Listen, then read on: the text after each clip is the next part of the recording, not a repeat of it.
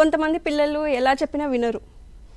అలాంటప్పుడు ఏమవుతుంది, డెస్పరేషన్ అంటే పేరెంట్స్లో అసలు వీడిని ఎలా సరిదిద్దాలి, అసలు నేను ఏం చేస్తే వీడు బాగుపడతాడు, డిప్రెషన్లోకి అదే వీళ్ళకి ఆ స్ట్రెస్ ఎక్కువ అవుతుంది, వీళ్ళది చిల్డ్రన్ స్ట్రెస్ ఎక్కువైపోతుంది వాళ్ళ అకాడమిక్ స్ట్రెస్ కంటే. సో అలాంటప్పుడు ఏం చేయాలి అంటే డిసిప్లిన్ అనేది ఎప్పుడూ ఒకే విధంగా ఉండాలి. నేను ఈ సిచ్యువేషన్లో నువ్వు ఈ తప్పు చేస్తే నీ మీద అరిచాను, లేదంటే నేను కొట్టాను, నెక్స్ట్ టైం నువ్వు అదే రకమైన తప్పు చేసినప్పుడు నేను లైట్ తీసుకున్నాను, నేను అది చూడలేదు, గమనించలేదు. అలాంటప్పుడు మనం 2 డిఫరెంట్ మెసేజెస్ సెండ్ చేస్తున్నాం కిడ్స్కి.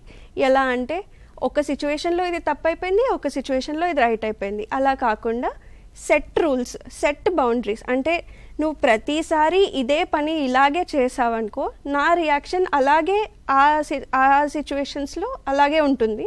నా రియాక్షన్ ఎందుకు అలా ఉంది అంటే, నేను ఒక దెబ్బ కొట్టాను అంటే నా రియాక్షన్ ఎందుకు అలా ఉంది అంటే నువ్వు ఇది చేసావు, అలా చెప్పి డిసిప్లిన్ చేయడం అనేది వాళ్ళకి ఎక్కువ రిజల్ట్స్ ఇస్తుంది. ఇది డెఫినెట్గా తప్పే అన్నది వాళ్ళకి తెలుస్తుంది అన్నమాట.